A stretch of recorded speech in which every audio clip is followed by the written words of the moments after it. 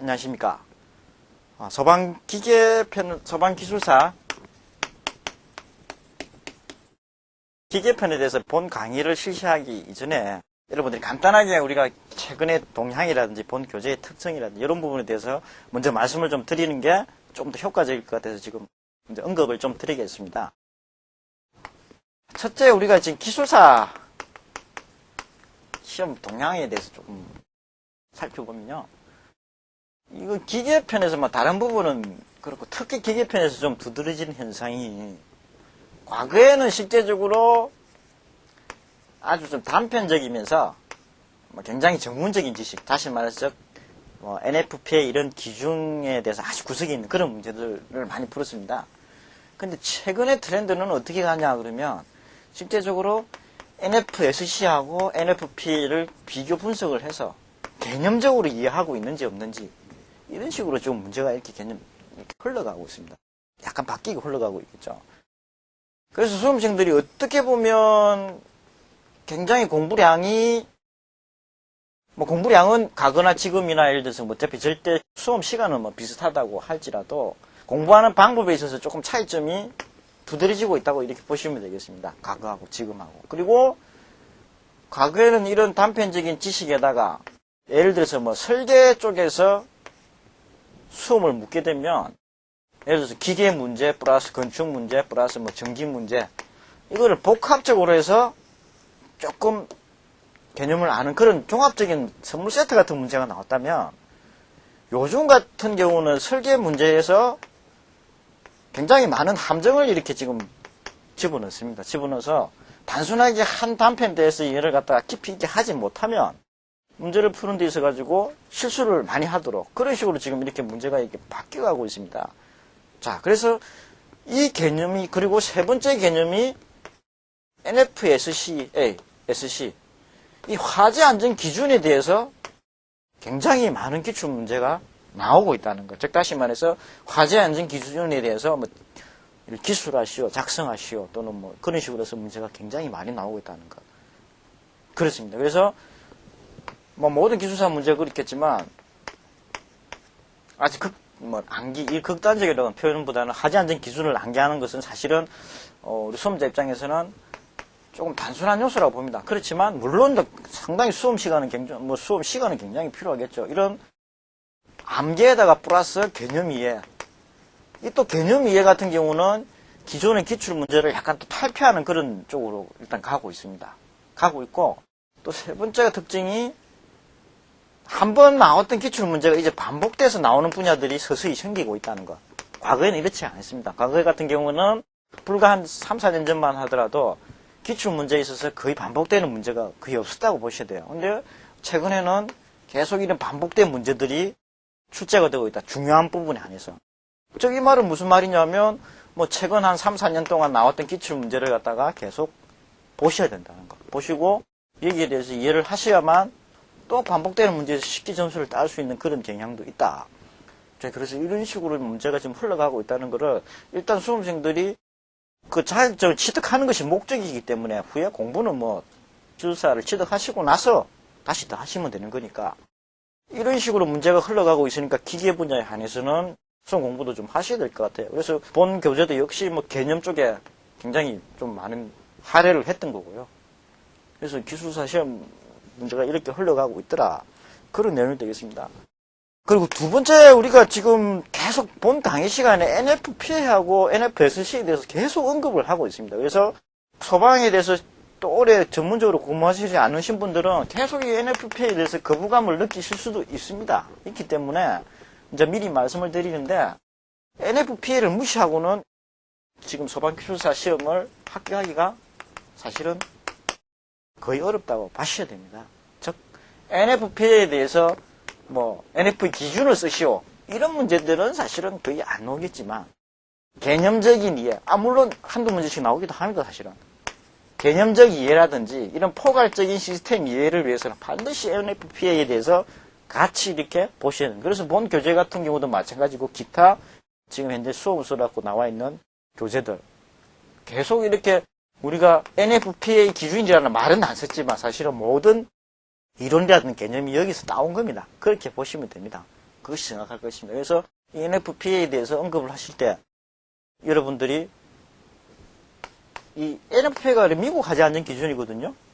한국 하자 안전 기준은 어차피 미국 하자 안전 기준에서 따왔으니까 이런 개념들도 여러분들이 거부 반응을 일으키지 마시고 개념 이해에서 굉장히 좀 필요한 내용이고요. 근데 NFPA를 따로 공부는 할 수도 없습니다. 왜냐하면 굉장한 방대한 범위거든요, 이 양이요. 너무나 방대하기 때문에 이걸 수험생들이 이걸 책을 구매하셔서 뭐 책값도 굉장히 비쌉니다. 볼 수 있다는 건 말이 좀 무리한 이야기고요. 부분 중요한 문제 같은 경우는 교재를 보시면 이렇게 딱딱 비교 분석이 되어 있습니다. 그리고 강의 시간에 수시로 NFPA는 있다. 한국 기준은 없다. 이렇게 비교 분석을 하고 설명을 드리는 내용이 많이 있습니다. 그렇기 때문에 그 부분에 대해서는 최소한 여러분들이 놓치지 마시고 공부를 하셔야 됩니다. 이것이 기술사 시험하고 아마 우리가 관리사나 뭐 기사 시험하고의 뭐 차이라고 보시면 될 거예요. NFPA가 굉장히 많이 언급이 되고 들어간다는 사실. 그런 내용이 일단 되겠습니다. 그래서 참고적으로 뭐 NFPA 예를 들어서 보시면 우리나라가 뭐 103부터 해서 스프링클러 되겠죠. 쭉 가서 뭐 501, 501A 그 실전시 제형까지 있으면 미국도 마찬가지입니다. 쭉 뭐 NFPA 이거는 뭐 13이 있고 얘는 92A, 92 뭐 B 이런 식으로 쭉쭉 이렇게 기술이 되어 있다는 거.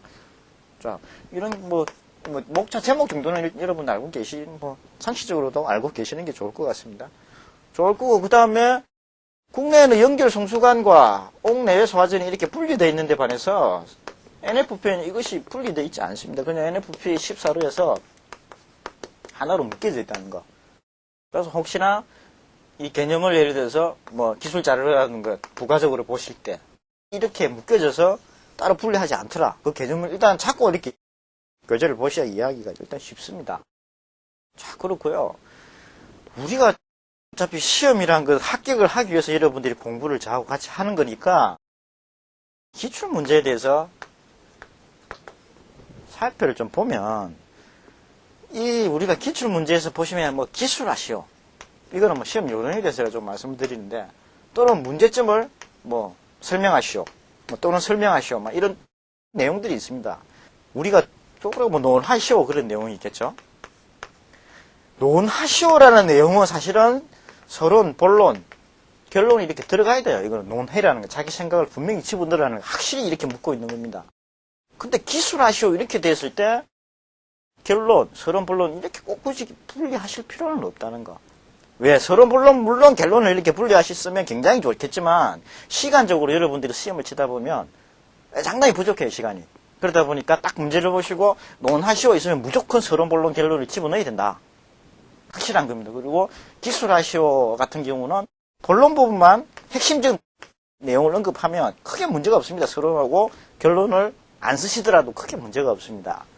그리고 이 문제점을 지적하시오 또는 문제점을 설명하시오 이런 내용들이 시험 문제 간혹 한 번씩 나옵니다. 예를 들어서 뭐 국내 하자 안전 기준 어떤 데의 내용을 들고 문제점을 설명하시오 이런 내용들이 간혹 한 번씩 나오는데 이런 경우에 한해서만 문제점 예를 들어서 결론 부분 이렇게 되겠죠. 뭐 국내에 어떤 데로 문제가 있으니까 이렇게 개선을 해야 되겠다. NFPA는 이렇게 돼. 이런 식으로 설명을 하시고요. 단순히 이게 비교 분석 문제 예를 들어서 84에도 나왔듯이 뭐 NFPA 13 기준하고 미국 스프링클러 기준하고 국내 스프링클러 기준 103 기준 이거를 갖다가 뭐 밀도라든지 이런 개념하고 비교 분석에 설명하시라고 했을 때 결론 부분에 국내는 이래서 안 좋다. 그리고 NFPA는 좋더라. 이런 내용을 좀 금기시하는 것이 좋을 것 같습니다. 문제에서 문제점을 분석하시고 이런 내용이 있으면 써주시면 뭐 점수를 더 받겠는데 그렇지 않으면 써주시면 오히려 악영향이 나올 수 있다. 그런 내용들을 좀 여러분들이 명기를 하시고요. 그 다음에 기타 우리가 뭐 배점 시간이라든지 이런 거는 뭐 여러분들 다른 분들도 이야기하시고 물론 이것도 했겠지만 제가 또 한 번 더 강조를 하는 내용입니다. 또 문제를 이렇게 딱 받아보실 때 이런 내용들이 또 있습니다. 예를 들어서 무엇의 목적을 쓰시오. 최근에도 나왔죠. 공기 압축계 건식 설비에서의 목적을 쓰시오라고 이야기를 했는데 갑자기 생각이 안 납니다. 목적 이렇게 쓰라 그러면 공기 압축기 목적은 뭐 2차적 배관 충합하는 것밖에 없는데 도대체 무슨 목적인데 목적을 쓰라 이렇게 해버리면 그런 문제들 수시로 출제가 되거든요. 꼭 보면 한 해에 한두 문제씩 나옵니다. 근데 계속 제가 알고 예를 들어서 뭐 주변에 대해서 열심히 외웠다. 좀 다른 분들이 모르는 그런 걸 열심히 외워서 썼다. 그래서 점수가 나오는 얘기가 안 나옵니다. 그래서 반드시 출제자가 무엇을 묻고 있느냐. 그걸 반드시 알아야 가장 제일 중요한 겁니다, 이게. 그래서 비록 예를 들어서 좀 부족한 답안이 될지라도 한 줄을 예를 들어서 목적을 같으면 한 줄을 썼다 할지라도 그 사람이 물었던 거를 그대로 쓰느냐 못 쓰느냐가 굉장히 중요해요. 이거 목적은 쓰지 못하고 뭐 여러 가지 다른 전문 지식을 썼다 해서 점수가 이게 나오냐면 그렇지 않다고 보거든요. 그래서 여러분 문제를 딱 읽어보시고 도대체 이 문제가 무엇을 묻고 있는지에 대해서 여러분들이 깊이 보셔야 됩니다. 물론 무엇을 묻고 있는지를 알라 그러면 사실은 굉장히 많은 공부가 필요하겠죠. 사실은 필요하겠지만 뭐 목적 묻는다 이런 문제 같은 경우는 사실은 뭐 공부 양보다는 아마 얼마나 집중해서 보느냐가 중요할 것입니다. 그래서 반드시 이런 문제들이 나오기 때문에 1점, 2점 차이 가지고 당락이 결정되는 이 요소에서 이런 부분에 대해서 여러분들이 간과를 하시게 되면 나중에 실수해서 후회하시게 되는 그런 경우가 나옵니다. 우리 기술사 시험에서 뭐 이건 여담입니다만 59.99도 필요 없고요. 59.98 다 필요 없습니다. 필요 없고 60점 이상 01 이것이 되겠죠. 100기 한 장 차이입니다. 사실 해보시면 여러분들이 지금부터 해서 공부를 하시는 건데요. 계속 해보시면 내용을 아시겠지만 100지 한 장 차이지만 아까 말씀드렸던 저런 내용에 대해서 신경을 쓰냐 못 쓰냐에 따라서 당락이 바로 결정됩니다. 그리고 합격선에 있던 내용 사람들 즉 뭐 이게 55점 정도가 합격선이라 그러면 거의 이쪽에 많이 분포되어 있습니다. 사실은 예를 들어서 뭐 60점이 합격선이다. 그러면 뭐 40점대 얼마 이 정도 있고 굉장히 많이 분포되어 있어요. 이게 60점 되면 실제로 뭐 59점, 61점 굉장히 많이 분포되어 있습니다. 그렇지만 실제로 합격하는 사람들은 그 중에서 얼마 안 되겠죠. 저 차이입니다. 저 차이. 그러니까 문제에 대해서 여러분들 신경 안 쓰고 단순히 막 여러 가지 내용만 공부만 냅다만 냈다 해서 또 합격할 수 있는 그런 경우는 또 아니겠죠. 그래서 이런 부분들을 좀 본 수업에 들어가기 전에 제가 말씀드렸고요. 그 다음에 하나 더 말씀드릴 게 본 교재는 보면 거의 개념 위주로 제가 많이 써놨습니다. 기술했습니다. 이거 플러스 암기가 물론 제가 필요하다 그랬죠. NFSC 기준 암기 그리고 기타 다른 뭐 시스템에 대한 암기 또는 뭐 약제에 대한 뭐 암기 기계 같은 거 쭉쭉쭉 다 있습니다. 그런데 설명 부분에는 가감히 이런 부분들은 빨리 넘어갔습니다. 강의 시간에는 한계가 있기 때문에 그리고 개념 부분에 또 굉장히 많이 시간을 할애했습니다. 그래서 뭐 한 개념을 가지고 뭐 굉장히 오래 한 적도 있고요. 이런 부분 같은 경우는 뭐 아마 강의를 들으시면 아시겠지만 뭐 굉장히 빨리 그냥 읽고 넘어갔습니다. 이게 중요하지 않다는 것이 아니고요. 혼자서도 하실 수 있다는 내용입니다. 혼자서도 하셔야 됩니다. 반드시. 암기를 하십시오. 뭐라고 계속 제가 이렇게 언급을 드릴 건데요. 이런 개념들, 뭐 최근에 예를 들어 84회 문제 같은 경우도 NFSC 기준 40%가 아예 시험에 나왔습니다. 총 비중에. 굉장히 높게 나왔습니다. 사실은. 높게 나왔지만 40%를 다 쓴다 해서 합격할 수 있느냐. 합격 원은 40%면 40점이니까. 결국 뭐 다른 개념이라든지 다른 뭐 기타 지식에서 나왔는데 키워드는 합격의 키워드는 이겁니다. 이거. 이게 보통 25점으로 해서 딱 나오는 거니까 이런 문제 한두 문제를 정확하게 남보다 잘 쓰느냐 못 쓰느냐에 따라서 합격 여부가 결정이 되는 거고 이거는 기본 베이스로 가지고 가셔야 됩니다. 내용이.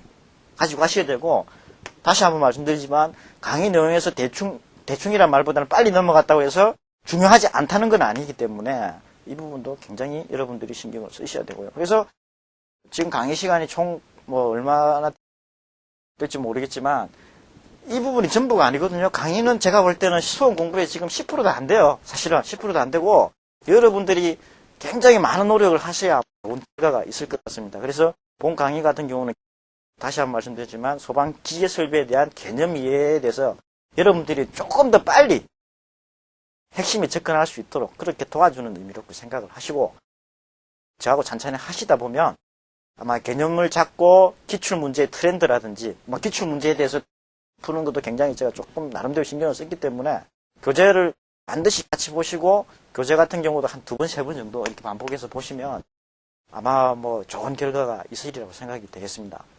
그래서 뭐 수업 시간 본 강의 이전에 뭐 간략하게나마 소개를 드렸고요. 다음 시간부터는 바로 본 수업 시간으로 진행하도록 하겠습니다.